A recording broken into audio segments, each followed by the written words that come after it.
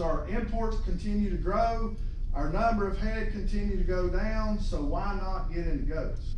So my name is Jamie Miles. If you've got one of my cards, me and my father run Seven Stands Farm. We started with goats in 2017. We had initially 1 or 2 little boar goats. Then this was our first 4 goats. The buck was the white one in the back, and these 3 here were myotonics, which you kind of probably know as fainting goats, which we did the large breed fainting goats, not the little toy ones that you think about. So we had those for a few years, and now this is one of my bucks that I've raised here. He's a homegrown buck. He's a 1.5 year old Kiko. And we're a total 100% registered New Zealand Kiko herd. We run 67 mamas that are registered. We have about 30 doelings that we're raising out now. We do a lot of invitational sales across the United States. I mean, there's sales. We haven't been to Oklahoma, but you can go to Oklahoma. We've been to Kansas, we've been to Kentucky, we've been to Indiana, we go to Tennessee, a couple of different places. Georgia, we've been to Georgia to sales. So that's a circuit that we've traveled, and this year we finally got invited to our first kind of yearly. We've done about 6 sales now, and we do sell off the farm. And of course, the reason we chose to go registered is I kind of like the genetics part of it. I kind of like playing that game. And it's a poor analogy, but if you buy a pickup truck, you buy a 3/4 ton truck, if you need to pull something smaller, you always can, right? If I buy a 1/2 ton truck, I can't always move up. If I have a New Zealand Kiko that is registered, I can always sell a registered animal when it comes out really nice. And if it's not nice, I can always lower it down and sell it as a commercial or a meat goat or just something. So that's kind of the business model that we've taken on as this. I hate when somebody gives me statistics for an entire presentation, all right?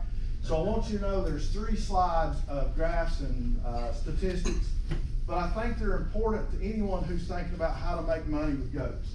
So from 2017 to 2024, the United States, if you'll look here, we're averaging about 1 to 1.1 meals per week of goat meat.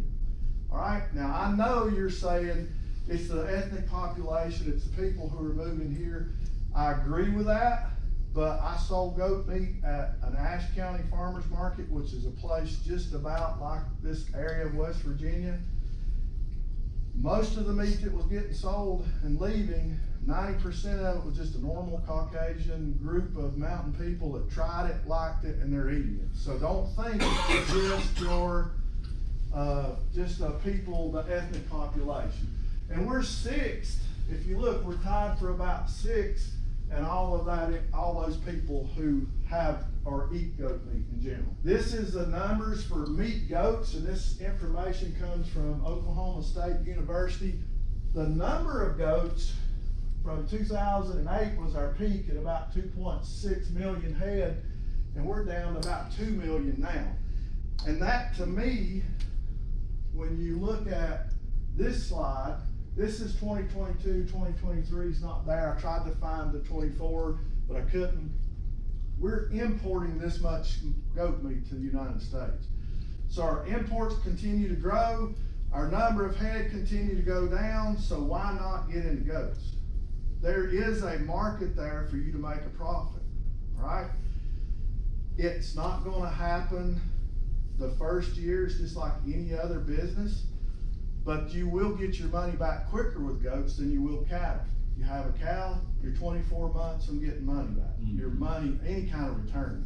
With the goats, it's bred 5 months, and 3 months, they're like a 60, 70 pound animal. So at 4 or 5 months after they're born, that's when you can start making that money. And then we're gonna talk a little bit about what kind. We've already said a little bit. This is a picture of the first boar I've owned. This is a myotonic. This was one of mine, one of my first 4.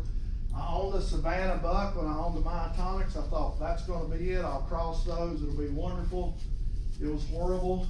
Pygmy goats are considered a meat breed. Now they're small, their carcasses are gonna be smaller, but they do enter into a meat breed. This is a Spanish buck. I've never owned any Spanish. I've talked to people who do. I've been in the goat industry a while. They like them.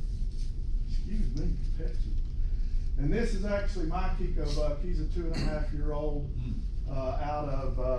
he's out of Oklahoma, a really good friend called Hubbard Hill Kiko's down there. And I bought him from there. So he's really, really a meaty guy. And this is his first kids on the ground. And if they continue to do that, he's gonna change my whole outlook of my herd. They're just are growing wonderfully.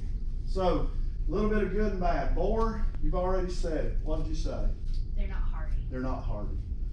And I don't want to offend anyone, but I'm just not a boar fan because I'm scared of them. You buy them and they're gonna die. The best goats are gonna die. It's not if they're gonna die for you, it's when you have your first one to die. All right, so you gotta buy the hardiest goat that's there. They're pretty docile. They do grow tremendously fast, and they grow a carcass, which is amazing. And when they go through the market, if they got that white-bodied red head, they get counted as a #1 grade when they go in there, and you always get high prices. But if you can't get with 50% of them that are born to there, then what good is it having them? All right? So they're very susceptible to parasites. They're high maintenance. You're treating them all the time. Their mothering instincts are awful. If you can look at this picture of this boar here, she's had a couple of kids, and the only thing that she's concerned about is eating. They'll just walk off and leave them. They're horrible moms. Like we were talking before the class started, I sell Kiko commercial does to one of my friends in West Virginia who does total boars. So he breeds his buck to his doe. The vet comes in, flushes out all those fertilized eggs, and then he implants the 2 eggs into the host Kiko recipient so they can raise his Kiko does. That's how bad they are. Even he's a boar man, he's making a lot of money selling boar goats, but he knows they're awful moms. Savannah is a solid white boar. They're both out of South Africa. They're the one I had. I bred him to all of my tonic moms who had multiple kids lived. And I'm in North Carolina. It's hot, it's wet, it's humid. He come from Indiana, and he was grazing hundreds of acres of timbered over stuff and lived great. I put him in my system. I had 35 kids, and by the end of the summer, one of them lived to make it through the year. And I treated, and I treated, and I wormed, and I treated, and it was awful. Now, the gentleman who raises them does a good job.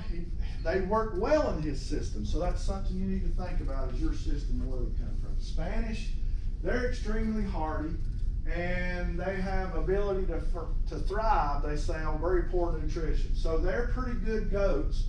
The bad is they're a little bit wild, they're a little bit flighty, they're difficult to catch, and the bucks can become a little more aggressive. And the main thing with the Spanish, just like the myotonics that we're talking about below, they're really smaller in size, and it takes them longer to get to a good market weight. All right? And the myotonics, they're great moms. They're easy to keep because if you just jump at them just right, they're going to fall over, and you can walk up and grab them. They don't climb fences because they can't stand it. They'll pass out. I've even, during their mating, I've seen the bucks just have a myotonia attack and fall over and stiffen up during breeding. So it's not a bad thing, and they are probably one of the only goats that is a heritage breed that supposedly come from the mountains of Tennessee, the original ones. So they're from the United States. They're small in size, but my gosh, their growth rate, I mean, they're so slow. My Kikos will be 70 pounds, 50 pounds, let's say, in 5 months. They'll be 50 pounds in a year and a half. I mean, they're just, you cannot make any money off of them. They're great if you just want something to maybe eat. They do forage well, they do that. They're good if you just want something to have some goats. And I love that breed, but if you're looking for a way to make some money, they're not it. Kikos, and I'm partial, I raise them, but I've had a lot of them, and it's from experience why I'm here. They're very hardy. They're parasite resistant as long as you stay in the right bloodlines and you keep giving them good bloodlines through there. and you can learn those bloodlines. The growth rate is amazing. They're low maintenance. They don't have a lot of foot problems. They don't have, you know, a lot of udder problems. And their mothering ability is awesome. They'll just leave off in the pasture, and you'll have to go find them, or just in about 3 days they'll come back and they'll have a couple little kids on them. Yes, sir. You don't dehorn your goats? No, sir. Now, when I was doing the myotonics, their show circuit or their buyers like to have them dehorned. I did that, took them to my vet, dehorned them that one time, and I'll never do it again. Personally, they come home, their hair was all burned up, they was scabbed up, Well, you don't like it when you bud them when they're little. They were very young. I mean, as soon as they started having a bud, they burned them. But I let the vet do it. Yeah. Even though the vet did it, I didn't like it. And for me, after I did it, those as they got bigger, there's nothing to catch them with. I mean, I know it sounds weird, but my horns are a good handle to hold on to and move them around. Mm-hmm. All right, but I've done it. I won't do it again, and that's just my personal preference. If you decide to do it, it's great. But if you have one with horns, you don't want to have them with not horns also, because they don't have anything to defend themselves. Right, not really, yeah. And I had some. Because we used to dehorn and we don't anymore. Some of the myotonics carry that. I'll get right to you. They carry the gene where they're polled. So some of them can be polled, just like cattle. You know, not Holsteins, black cows. Angus, yeah, they are polled. Most of them are polled. So yeah, we had some in the herd. It didn't seem to be a big problem with us, but I think if there's an aggressive one, it can cause a problem.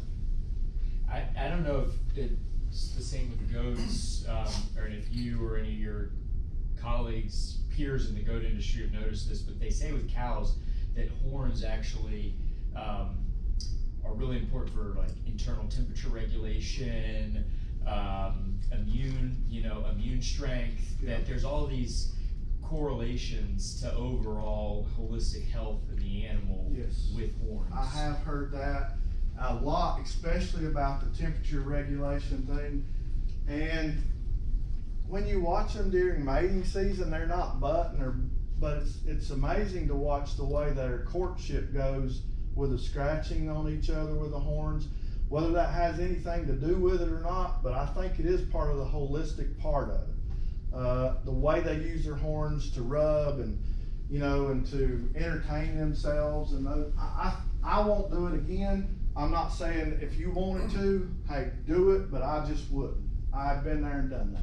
Well, I used to do it, but I mean, Yep. I would give it a tetanus shot, and Of course, and then yeah. I would Yep. burn it off. And there's people who still do it, and if you do, like I say, I'm not against it for you. I won't do it again. I was just I just didn't like the turnout of it.